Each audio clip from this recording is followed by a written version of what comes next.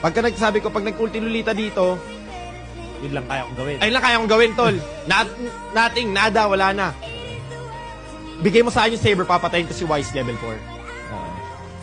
Tapos sabi nila, hindi. Mas maganda kung jungle yung saber, pag one shot. Sabi ko, sure kayo dyan. Sabi ko, eto pa. Tinanong ko sa teammate, guys, sure kayo dyan. Lahat sila nag-agree doon. Okay, kung lahat kayo nag-agree, team agreement to, G ako. After na itong game, anong ginawa ko? Tawagan ko driver ko, uwi na tayo Pangasinan. Ayoko nang bumalik sa ayoko nang bumalik dito sa bootcamp ng next day. Ayoko nang umano.